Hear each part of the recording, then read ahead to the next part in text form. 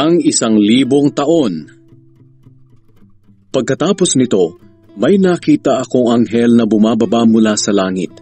May hawak siyang susi ng kailaliman at may malaki siyang kadena.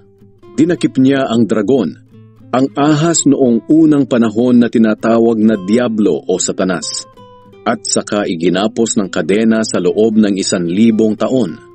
Inihulog siya ng anghel sa kailaliman, saka isinara at sinusian, at tinatakan pa ang pintuan nito upang walang mga has na magbukas. Ikinulong siya upang hindi makapandaya ng mga tao sa iba't ibang bansa sa loob ng 1,000 taon. Pero pagkatapos ng 1,000 taon, pakakawalan siya sa loob ng maikling panahon. Pagkatapos may nakita akong mga trono, at ang mga nakaupo roon ay binigyan ng karapatang humatol.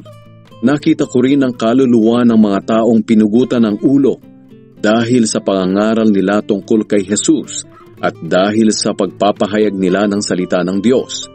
Ang mga ito ay hindi sumamba sa halimaw o sa imahen nito at hindi tumanggap ng tatak nito sa noo o kanang kamay nila. Binuhay sila at binigyan ng karapatang maghari na kasama ni Kristo sa loob ng 1,000 taon. Ito ang unang pagkabuhay ng mga patay. Ang ibang mga patay ay sakalang bubuhayin pagkatapos ng 1,000 taon. Mapalad at banal ang mga kabilang sa unang pagkabuhay ng mga patay. Walang kapangyarihan sa kanila ang ikalawang kamatayan. Magiging mga pari sila ng Diyos at ni Kristo, at maghaharing kasama niya sa loob ng 1,000 taon.